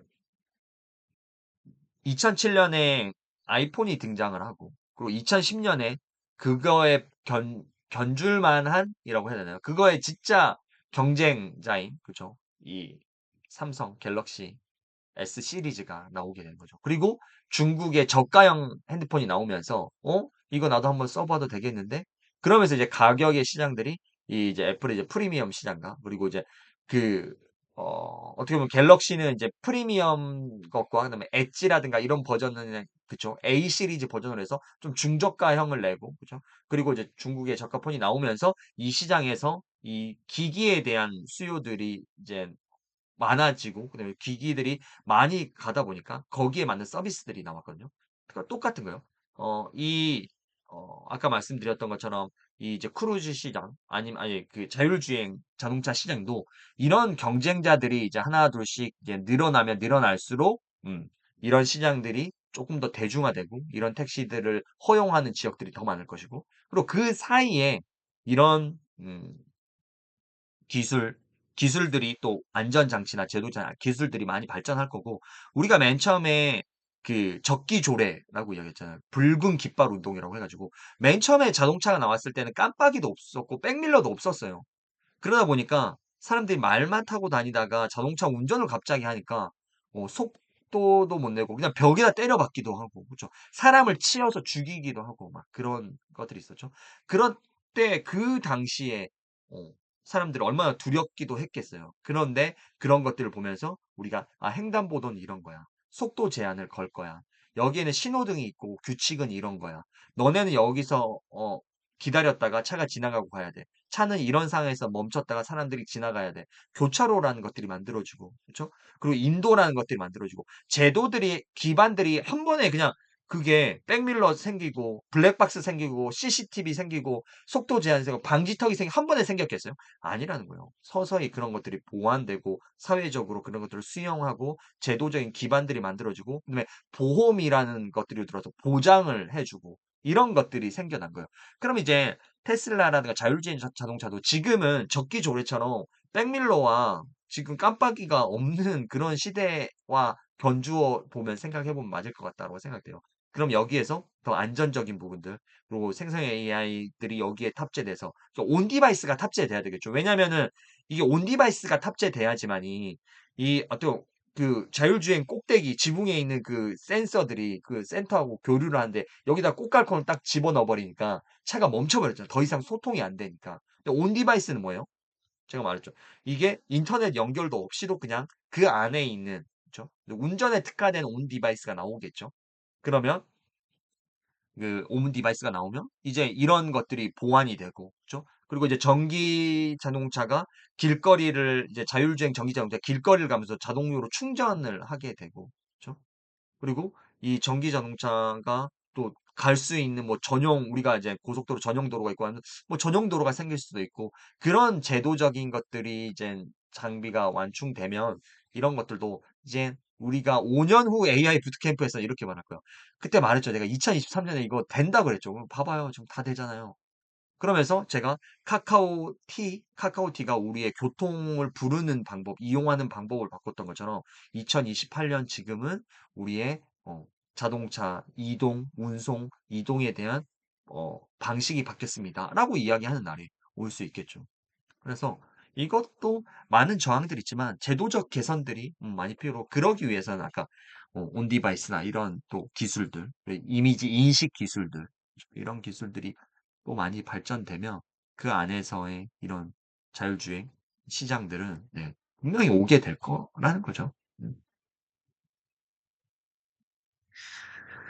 자, 이제, 그 다음에 이제 애플 또 이야기를 잠깐 해보면 애플이 이제 급했어요. 급하기 시작했어요. 지금 삼성에게도 밀리고 있고, 뭔가에, 음, 중국에서도 지금, AI 폰을 탑재한 그런 것들이 나오고, 구글에서 나오고, 이러다 보니까 AI 시장을, 빨리 AI 폰 시장을 빨리 해야 되는데, 지금 이게 안 되는 거예요. 그래서 얘네가 허공에 그림을 그리고 뇌파로 심리 상태를 진단하고 애플 비전 프로에다가 들어갈 신기술을 공개를 했습니다. 그래서 펜을 쥐고 허공에 그림을 그려서 고개를 돌리면 360도로, 그러니까 여기서부터 여기까지 구현을 해줘 하면은 이렇게 그 공간을 구현을 해내준다라는 거예요. 그래서 그런 것들, 이게 뭐더 고도화는 되겠지만, 그리고 이제 머리, 이제 헤어밴드, 이제 그 우리가 비전 프로 하면 이 밴드가 있잖아요. 여기에다가 뭔가의 심박수를 체크하거나 뭐 혈류가 움직이는 그런 패턴 이런 것들을 인식하고 체온이라든가 맥박이라든가 이런 걸 해가지고 이 사람의 건강 상태와 그리고 심리 상태까지 진단을 할 수 있다는 거예요. 그래서 제가 지난번에 말씀드렸던 것처럼 우리가 이제 그 어떻게 보면은 웨어러블 기기가 지금 이제 손목으로 왔어요. 그죠? 우리가 핸드폰을 보던 게 손에서 있었던 게 손목으로 이동을 했고, 그 다음에 이제 삼성에서 하는 게 AI 링이라고 했죠. 그래서 링으로 이제 손가락으로 들어왔고, 그리고 이제 우리의 이제 뭐 어떤 안경을 낀다거나 이랬을 때 헤어밴드를 했을 때 이런 우리의 어떤 그 건강 상태를 체크할 수 있는 이런 요소들이 또 다양해지고 있다라는 거죠. 음. 그리고 이제 또 하나의 또 이제 우측편에 있는 이미지를 보면 MR 헤드셋에 그런 3D 영상에 관한 특허도 얘가 이제 공개를 했습니다. 그래서 이 이제 비전 프로라는 걸 끼고 이용자가 고개를 돌릴 때마다 비전 프로에 적용된 뷰포트라는 그런 부품이 화면을 360도로 구현을 해서 마치 우리가 어떤 그 가상 공간에 들어와 있는 것처럼 몰입감을 제공한다라는 거예요. 내 현실에 있는 공간을 인식을 해서 지금 이렇게 고개를 딱 돌리면 이걸 3D 객체로 그냥 바로 보자마자 만들어 준다는 거예요. 그래서 우리가 지난 2주 전에 했을 때 3D 객체를 텍스트로만 만들어 3D 객체를 만들어 주거나, 그렇죠? 아니면은 우리가 음, 어떤 이미지를 넣으면 그걸 만들어 주거나 이런 것처럼 그런 3D 객체를 만들어 줘야지만이 우리가 메타버스라는 또 가상 공간, 옴니버스라는 제2의 또 다른 지구를 또 만들어낼 수가 있는데 지금 이제 애플에서 이제 그런 기술들을 이제 공개를 한 거고 사실은 이런 것들은 메타에서도 이제 어떤 이미지를 인식을 하고 나서 그걸 분할해서 이게 무슨 이미지고 무슨 이미지고 책상에 내가 12가지의 물건이 있으면 12가지를 다 분할해서 이거는 뭐고 이것들을 다 어, 인식할 수 있는 그런 기술들이 있었는데 이거는 이제 3D로 바로 그냥 그래서 비전 프로에도 몰입형 동영상 기능이 탑재되어 있지만 이는 고개의 정면을 뒀을 때만 시청할 수 있을 정도지만 이젠 고개를 돌리면 360도로 그런 것들을 3D 차원의 영상, 아이고 그런 공간들을 또 구현해낼 수 있다. 것들을 또 발표를 했기 때문에 이런 것들이 또 이제 비전 프로에 들어갔을 때 또 다른 공간 컴퓨팅과 연결이 되고 또 다른 우리의 컨텐츠를 소비하거나 이런 것들을 또 다르게 또 만들어낼 수 있을 것이다. 그래서 애플도 이런 것들에서 계속 발표를 하고 이런 것들 하고 있다. 라는 거예요. 이제 오늘의 이제 마지막 주제인데요. 우리가 한번 생각을 해봐야 돼요. 왜 이제 제가 이제 여섯 번째가 아까 이제 음, 여섯 번째에 대한 이야기를 오늘 했지만 이제 다섯 번째로 아까 이야기했던 게 이제 휴머노이드에 대한 이야기를 했잖아요. 그러니까 여섯 번째가 이제 자율주행에 대한 얘기를 했고 다섯 번째로 이야기했던 게 아까 휴머노이드거든요. 근데 왜 휴머노이드에 이 로봇에 사람들이 미쳐 있을까? 왜 여기에 사람들이 지금 열광을 하고, 그 다음에 어떤 기업들이라든가, 우리나라의 삼성, LG, 현대, 뭐, 롯데, 이런 우리나라의 뭐 5대 기업, 10대 기업들은 다 지금 로봇 시장에 다, 들어가 있습니다. 그래서 삼성은 특히 이제 의료용 로봇, 이런 쪽으로 좀 많이 들어가 있고요. LG는 이제 가전 쪽하고, 삼성도 그렇지만, 가전 쪽으로 또 연결해서 좀 많이 들어가기도 하고요. 그죠? 그다음에 하나 같은 경우에도 뭐 여러 가지로 들어가 있지만 여기에 또 우리 이제 군수 장비나 이런 것도 또 많이 만들어내는 거잖아요. 그런 것들. 근데 두산 같은 경우에도 굴삭기나 중장비들을 많이 하는데 그런 쪽으로 들어가 있고요. 현대 같은 경우에는 보스턴 다이내믹스라는 그런 로봇 그런 회사와 함께 하면서 이런 이제 자동차의 어떤 로봇을 구현하는 것도 있지만 이런 것들 로봇 강아지라든가 아니면 화재 현장을 들어가는 거나 정찰 로봇이라든가. 그래서 약간의 그 보스턴 다이내믹스에 있는 로봇들은 사람 모양을 하고 있잖아요. 휴머노이드 로봇은 아니에요. 어떤 개의 형태라는 뭐 로봇이라든가, 죠 계단을 막 이렇게 올라가는 거나, 뭐, 이런 로봇이고, 지금 우리가 보고 있는 거는 휴머노이드 로봇이거든요.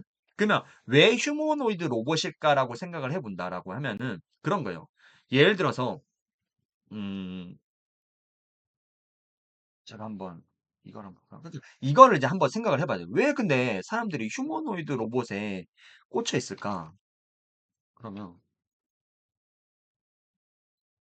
아까 제가 말했던 현대에서 그러니까 보스턴 다이내믹스의 그런 로봇들을 한번 보면 대부분 이제 이런 형태, 아까 이제 강아지 형태고 막 이런 형태를 가지고 있어요. 이런 형태들을 가지고 있어요.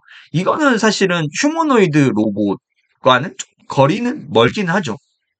그냥 사족 보행을 하고 있죠. 그렇죠. 뭐 물론 이런 뭐 이족 보행을 하는 로봇도 있긴 하지만 그렇죠. 그래서 이제 현대자동차에서 이렇게 이런 것들을 이제 하고 이렇게 있는 거죠. 그래서 그렇다면 왜 휴머노이드 로봇일까라고 한다면 우리가 살고 있는 세상은 사람들이 살고 있는 세상인 거잖아요.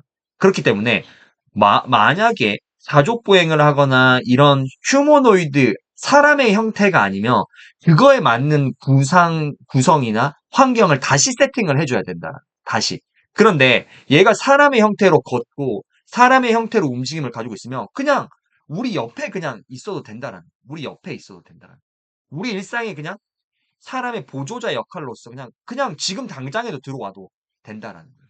그래서 사람들이 어떻게 생각할까? 사람들이 어떻게 행동을 할까를 분석을 해서 이 휴머노이드 로봇은 최대한 사람과 비슷하게 이런 것들을 만들어낸다는 거죠. 그래서 로보틱스도 두 가지 형태로 간다는 거예요. 하나는 진짜 어떤 다양한 형태들을 가지고 있겠지만 휴머노이드 로봇, 그러니까 인간의 그런 형태와 인간의 움직임을 그대로 따라하는 로봇이 있고 그리고 반대로는 그거를 따르지 않는 어떤 특정된 모양이라든가 다양한 모양들로 그런 로봇으로 물론 로봇 공학자나 로봇 전공자로 들어가면 더 다양하겠죠. 근데 이제 크게 우리가 봤을 때는 일반인적인 관점에서 두 가지 형태로 간다라는 거예요. 그래서 이제 휴머노이드 로봇을 하면은 크게 이제 세 가지가 있어요. 테슬라죠. 테슬라에서 이런 휴머노이드 로봇이 하나 있는 거고 두 번째는 이제 이거는 아마존에서 만든 거죠. 실제 이제 아마존에서 그때 우리 영상 봤죠. 아마존의 물류 창고에서 일을 하고 있습니다. 그러면서 이 이미지를 해서 주는 거 뭐예요? 사람과 같이 일을 한다라는 거예요. 사람과. 그렇죠. 그런데 사람이 뭐 이런 단순 반복 작업을 하겠어요? 아니겠죠. 얘가 뭔가 이게 매니저를 역할을 하겠죠. 그러니까 예를 들어서 이 사람이 어떤 매니저 팀장이었는데 이 사람 밑에 그전에는 100명의 사람들이 일을 했는데 지금은 더 빠르고 더 힘이 좋은 50대의 로봇을 이 사람 한 명이 관리하면 되는 거예요. 나머지 단순 노동으로 99명에 있는 사람들은 다 대체가 됐다라는 거죠. 그래서 앞으로 이제 이런 로봇은 이런 사람과 함께 일을 하는 공존의 시대가 이미 왔고 올 것이다라는 거예요. 그리고 이제 세 번째가 이제 주요한 플레이어가 피규어 AI죠. 그래서 오픈 AI하고 같이 결합을 해서 지난번에 사과를 집어주고 그죠. 어떤 쓰레기를 치우면서 뭔가 그릇을 또 정리를 하고 이런 것들을 봤습니다. 그러면서 이렇게 지금 휴머노이드 로봇의 형태들이 크게 뭐 물론 여러 가지 플레이어들이 있지만 이렇게 근데 어 이젠 중국의 바이두라는 회사가 있습니다. 바이두에서 대규모 AI 모델에서 가정용 뭐 이런 AI 로봇을 발표했다 해서 2023년에 이렇게 발표를 했어요. 그런데 24년에 바이두에서 AI 초거대 모델 여기에 이제 거대 LLM이 들어가 있겠죠. 휴머노이드 로봇을 개발을 했고, 그쵸? 4월 2일자입니다. 그리고 이제 이거를 영상으로 공개를 했습니다. 네, 한번 보도록 하겠습니다.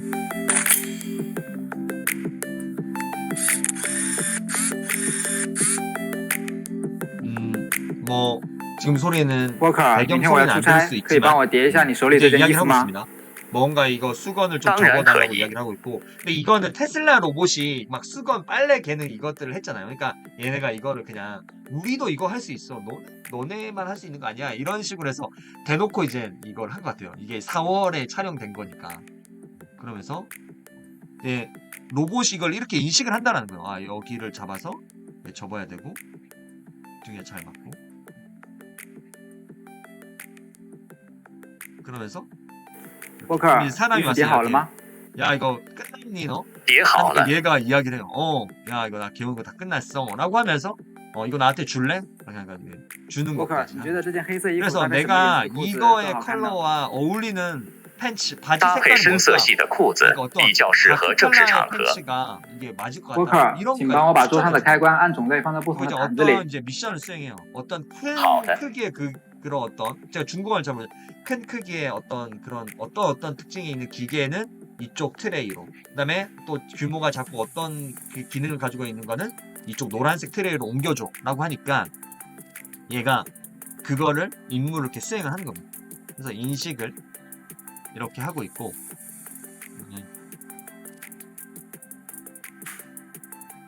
이제 보면 얘가 이제 임무가 끝났다 생각하는데 이게 인식이 안 됐던 거 카메라. 그래서 이 사람이 이제 가까이 당겨준다. 그러니까 이게 보고 이게 저쪽 트레이에 갈지 이쪽 트레이에 갈지를 이제 결정을 하는 거죠. 그래서 이 사람이 괴롭히기 시작하는 거예요. 꺼내놨어 다시. 얘가 다시 인식을 할까? 저걸 어디에다 가져놓을까?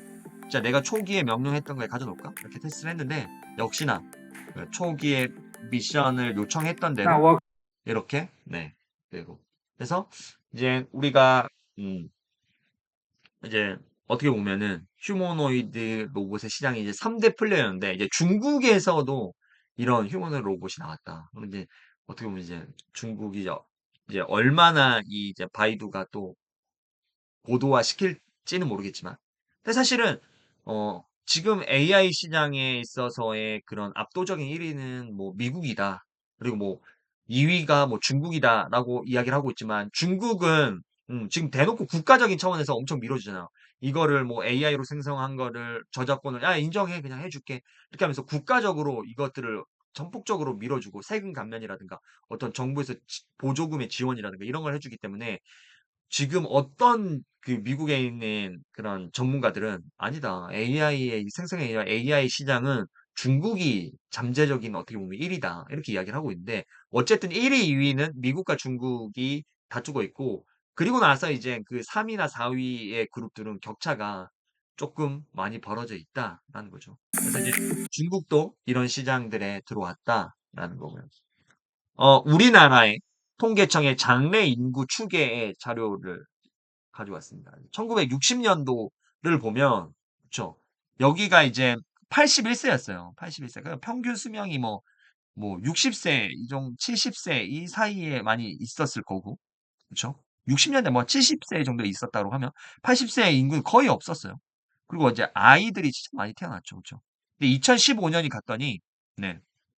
이제 그 인구가 이제 우리의 사회를 이제 노동을 짊어지고 있는 인구죠. 이거 어떻게 보면 여기 이 20대 이후부터 그 한 60대까지 여기에 있는 벨트가 어떻게 보면 좀 튼튼했죠. 튼튼했죠. 그리고 이제 2060년이 갑니다. 이제 수명에 대한 체크들이 101세까지 보여요. 90세. 90세에도 2000, 뭐, 그쵸? 60년이 되면 90세에 있는 연령들의 인구가 엄청 많아지고. 그런데 보면 20대에서 뭐 아이들도 많이 태어나진 않지만 20대에서 60대에 그런 노동이 가능한 인구보다 고령화된 인구가 압도적으로 더 많다라는 거를 이 그래프를 볼 수 있어요. 자, 그렇다면 이 그래프들을 우리 이제 이런 그래프 많이 보잖아요. 뭐 종형이다, 뭐 사다리 있고, 뭐 역삼각형, 막 이런 것들을 많이 보게 되는데 이런 것들을 보면 이제 심각한 생각이 드는 거죠. 그쵸? 그러면 이제 우리나라에서 이 노동의 그런 인구들이 이렇게 많이 감소가 되면 어떻게 일을 할 것인가? 그래서 실제로 2024년 4월 기사예요. 엊그저께 4월 12일 기사죠. 이게 4월 12일 오늘 기사네요. 오늘 2024년 오늘 맞죠? 오늘 기사네요. 그쵸? 18년 뒤에 한국의 생산 인구는 10명 중 1명이 외국인일 거야. 그러면서 이야기를 하고 있는 게 인구 5천만 명이 붕괴될 때는 외국인의 비중이 5.7%로 학령 인구 감소로 교대 입학 정원은 12%가 줄어들 것이다라고 이제 분석 자료를 내놨는데 어쨌든 인구 5천만 명이 이제 붕괴되면 10명 중 1명은 외국인 노동자들이 될 수밖에 없다는 거예요. 그런데 이제 한겨레 신문에서 재미난 이제 미래 과학 이런 쪽 기사를 이제 냈는데 여기서 뭐라고 하냐면 2024년은 로봇 역사에서 휴머노이드 로봇 노동자, 휴머노이드 로봇 노동자라는 단어를 썼어요. 그래서 저도 늘 말하는 게 이제 로봇이 우리의 노동을 대체할 것이다라고 이야기를 하고 있었는데 휴머노이드 로봇 노동자 시대의 원년이 될 가능성이 크다. 7개 이상의 업체가 올해 안 상용화 계획을 냈다라고 이제 이야기를 하면서 이 밑에 타이틀이 되게 재밌는데 두 발로 움직이는 휴머노이드 로봇 노동자 올해 인력 시장에 나온다. 이게 2024년 2월의 기사입니다. 근데 이미 나왔죠. 자, 그러면 우리의 인구에서 노동 가능한 인구들은 점점 줄어들고 있고, 그렇죠? 그런데 우리나라는 계속해서 뭔가를 생산해내고, 근데 노동 인구가 있어야지 또 사회가 돌아가는 거잖아요. 기업이 또 돌아가야 되는 거죠. 사회의 그런 제반 시설들이 돌아가야 되는 건데. 그렇게 되면 어떻게 되겠어요? 아까 말했던 것처럼 AI 휴머노 로봇이 우리의 일들을 대체할 것이고, 두 번째, 자율주행 택시가 당연히 가겠죠. 왜? 택시 기사도 줄어들잖아요. 택시 기사도 줄어드는데. 그쵸? 그러면은 예전에 택시 기사가 뭐 예를 들어 우리 지역에 2,000명이 있었는데 노동 인구가 감소해서 기사님들이 2,000명에 있던 기사님들이 1,000명으로 줄어들었어.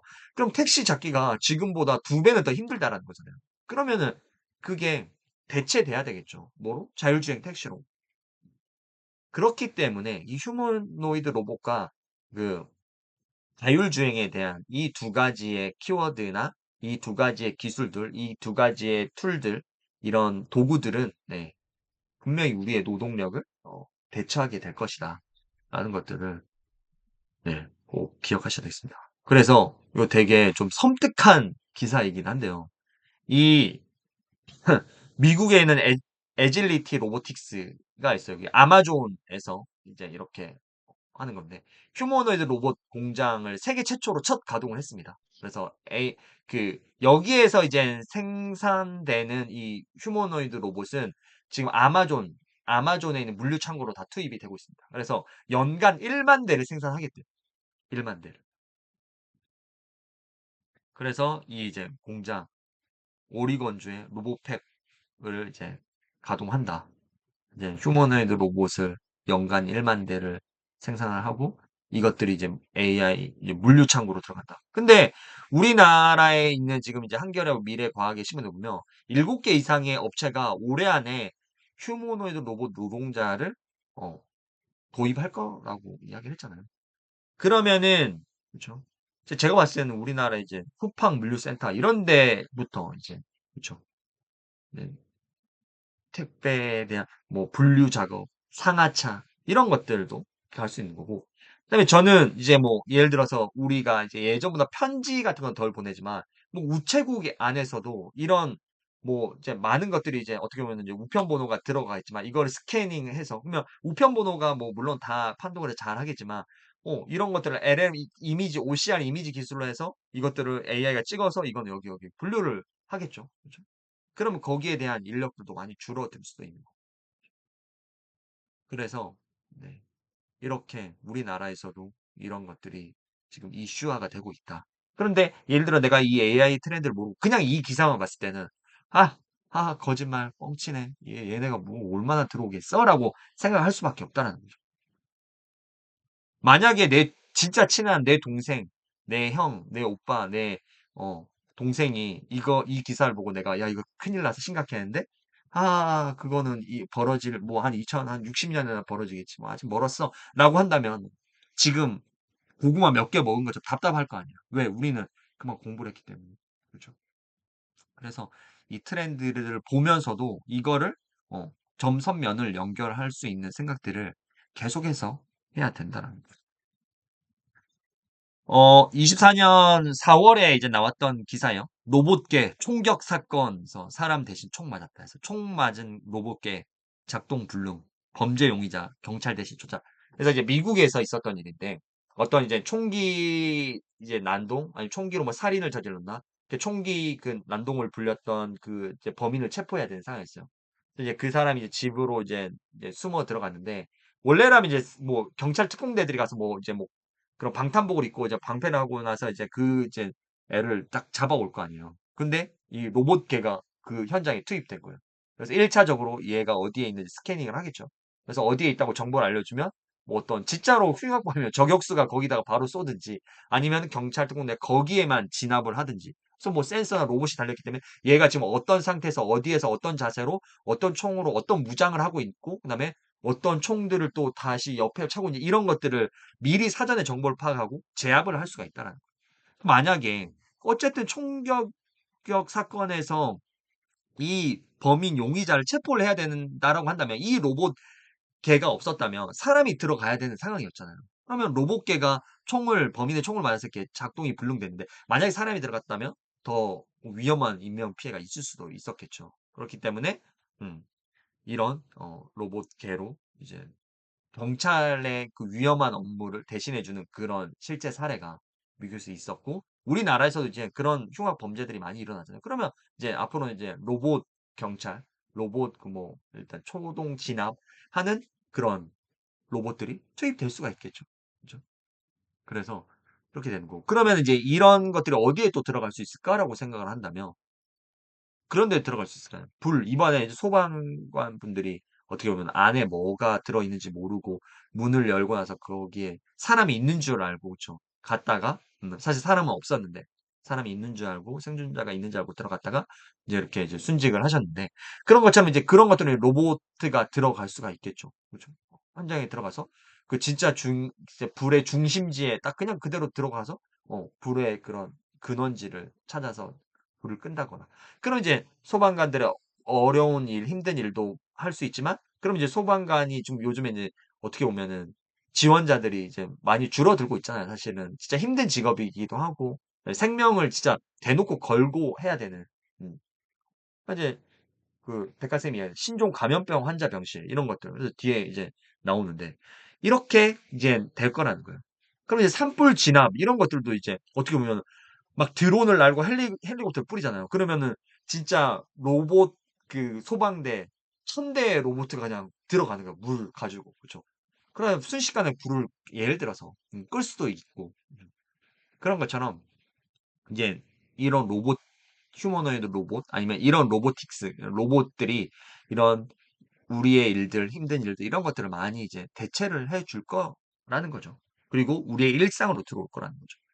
그래서 어떤 사람들 미국인의 전문가들은 이런 이야기까지요. 야, 스마트폰의 다음은 AI 기기가 나오기, AI 전용 디바이스가 나오기 전에 휴머노이드 로봇이 될 것이다. 그래서 지금 우리가 1일 1폰, 1일 2폰, 1일 3대까지, 4대까지 가지고 있는 사람도 있잖아요. 뭐 사업을 하시는 분들은.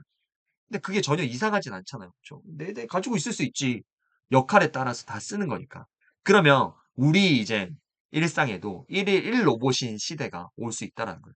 그래서 어떤 전문가들은 스마트폰 다음은 아까 말한 AI 디바이스 기기 이거는 조금 더 뒤고 휴머노 로봇이 나올 거야. 그래서 이제 일론 머스크가 전기차 그 이제 다음은 사람을 닮은 로봇이 될 것이다라고 이야기를 하고 있고 이 이제 우측편에 있는 여기에 있는 이 사람이 이게 뭐냐면 미드저니를 만든 미드저니의 어 데이비드 홀츠라는 그런 이 창립 멤버거든요.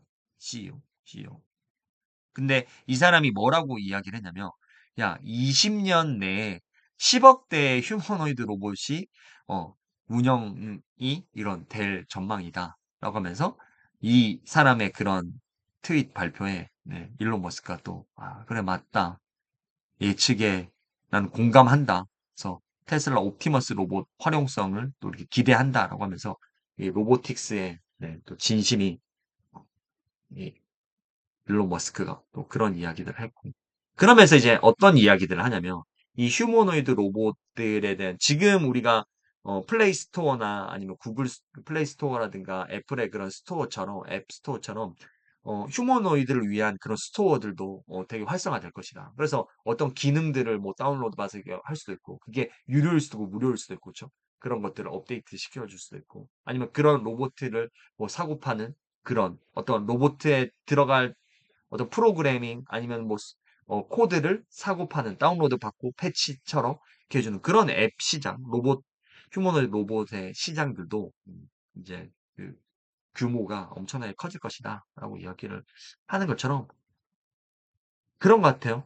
어쨌든 우리가 야후라는 그 검색 포탈이 20년 전에 어떤 압도적인 1위를 가지고 있다가 구글에 있는 구글이 이제 후발주자로 들어왔는데 여기에서 검색을 통해서 이 검색 알고리즘을 해서 사람들에게 추천을 해주는 것들 그리고 여기다가 구글 애즈라든가 애드센스라는 광고를 부착해서 이 컨텐츠를 만드는 사람에게도 돈을 주고 그런 그 어떻게 보면 하나의 검색 시장의 새로운 트렌드를 만들면서 지금 20년 넘게 빅테크의 공룡으로서 그 뭐 세계 시장 98.2% 92.8%를 이 장악을 하고 있는 거잖아요. 어마어마한 거죠. 어떤 기업도 구글의 검색 시장을 뭐 넘볼 수 없을 만큼 커졌으니까. 그래서 지금 이 아까 말씀드렸던 것처럼 이 휴머노이드 로봇과 자율주행 이쪽 시장에 일론 머스크라든가 이런 어, 그 소수의 플레이어들이 그 인사이트를 가지고 이 시장에 들어와 있는데 이게 사실은 뭐 망하거나 아니다 아닐 수도 있겠지만 사실은 우리가 지금 AI 공부를 해오는 사람으로서 이런 트렌드를 봤을 때 이런 것들은 오게 될 거란 거예요. 저출산의 문제가 우리나라만의 문제는 아닌 거죠. 중국도 지금 저출산으로 지금 엄청나게 지금 힘들어하고 있습니다. 그래서 어, 10년 후, 15년 후에 지금 이제 중국은 이제 어떻게 보면 값싼 노동력에서 그런 가성비 있는 그런 제품들을 싸고 빠르게 만들어내는 그런 노동력의 중심의 시장이었는데 지금 이런 것들이 무너져 가고 있거든요. 이 노동력에 대해서 그 시장이 무너지면 중국이 뭔가를 내세울 수 있는 그런 힘들이나 원동력들이 떨어지기 때문에 저출산의 문제는 꼭 우리나라만의 문제, 우리나라가 특히 학교 출산율이나 이런 것들을 봤을 때는 엄청 낮은 수치이기 때문에 우리가 OECD 국가에서 낮은 수치이기 때문에 진짜 위험한 수준에 지금 와 있긴 하지만 다른 나라도 마찬가지라는 거예요. 뭐 유럽도 그렇고 중국도 그렇고. 그렇기 때문에 이 노동시장들을 대처해 줄 수 있는 것은 결국은 이 AI 로봇, 휴머틱스 로봇이라든가 휴머노id 로봇이라든가 자율주행이 오게 될 수밖에 없는 상황이 오게 될 거라는 고령화로 계속 가고 있고.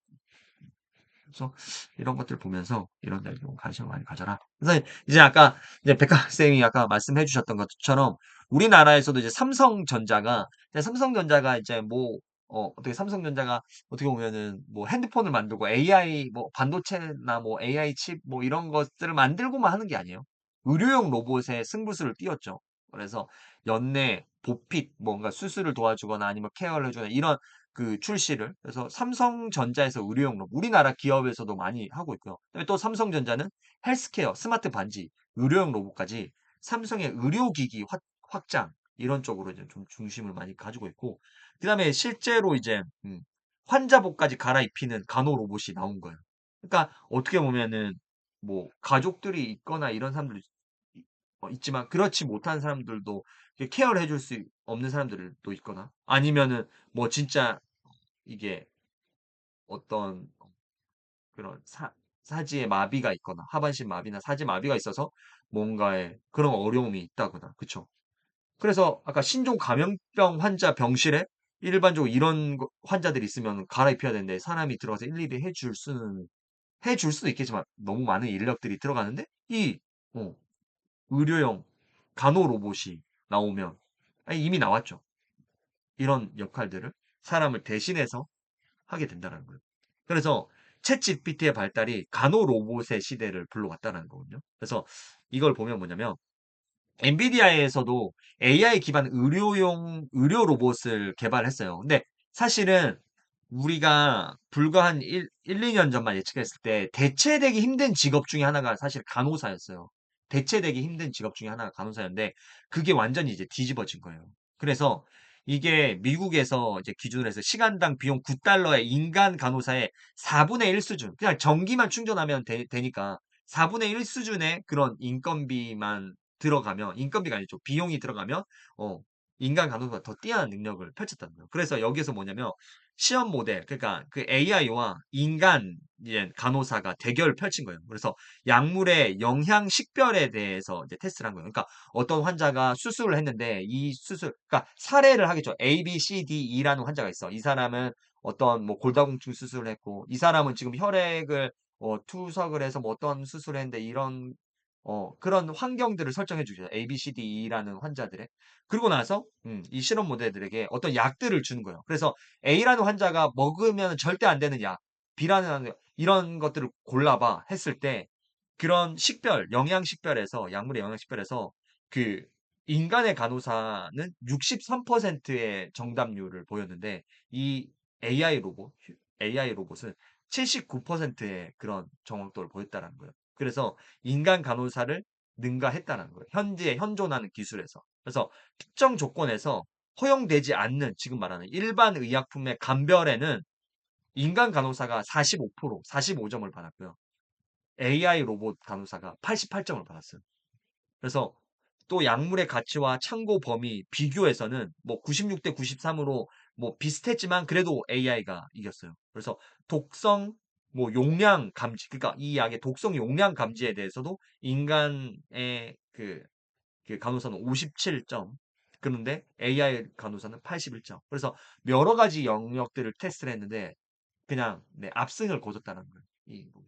그러면서 우리가 AI라는 간호사라는 직업 자체는 진짜 대체되기 좀 힘든 사람들을 케어를 해주고 이런 것들을 디테일하게 해야 되기 때문에 힘든 직종 중에 하나라고 했는데 이제는 그런 게 뒤집어지는 세상이 왔다라는 거죠. 그래서 63%면은 잘 나왔다. 아, 네, 와. 인간의 간호사가 63%가 잘 나왔다. 네, 네. 전문, 이렇게, 네. 병원 이름 말하면 안 되니까. 유명한 대학병원에 있는, 네, 간호사 팀장님께서 63%면은 칭찬해줄 만하다고 하니까, 네, 네, 잘한 거다. 근데 79%의 그런 신입 간호사가 들어와서 79%를 하면은 더 좋아해 주시겠죠. 그래서, 이렇게. 그래서, 이번 주 기사들은 뭐 기사의 내용들이 뭐 종류는 많지는 않았지만 어떻게 보면은 우리가 점선면을 그리는데 지난 1월에 비해서는 훨씬 더 우리가 확장성 있고 그리고 일관된 주제로서 그래서 우리가 지금 거의 크게 5가지, 6가지 주제로 가다가 오늘 하나 또 자율주행이 추가됐으니까 이제 자율주행에 대한 것들도 좀 눈여겨보시고 그리고 이제 자율주행에 대한 이야기들도 이제 제가 하나의 주제가 더해졌기 때문에 이런 것들은 추가로 이렇게 설명드리고 또 좋은 내용들이 있으면 또 다른 자율주행 택시와 또 다른 점들과 또 다른 선들과 연결해서 또 다른 내용들을 전달드리면 좋을 것 같고 그러면 이제 우리가 카카오 택시가 이제 막 들어왔을 때 우리 이제 택시 기사님들 그 택시 기사님들 노조와 또 많은 다툼들이 있었죠. 그렇죠. 그러면서 그런 다툼들이 있었는데 그렇게 되면 분명히 또 이 자율주행 그렇죠. 이런 택시하고 또 이런 것들이 또 많이 또 그 부딪힘이 있을 거예요. 그렇기 때문에 이런 트렌드들을 보면서 네. 또 우리가 잘 또 공부를 이어나가면 좋을 것 같습니다. 네. 일단 오늘 내용은 여기까지고 오늘 내용에서 또 어떤 내용이 좋았다라고 또 이야기를 또 피드백을 해주시면 네. 또 그런 내용들을 추가해서 또 그 다음 주에 잘 또 전달해 드릴 거고 네. 그 다음 주에도 네. 또 좋은 재미난 또 AI 트렌드들 소식들을 가지고 또 네, 보도록 하겠습니다. 일단 녹화는 여기까지 진행을 하고 네, 녹화 종료 후에 뭐 또 추가적으로 궁금한 사항이나 그런 내용들이 있으면 네, 또 진행해 보도록 하겠습니다. 네, 고생하셨습니다.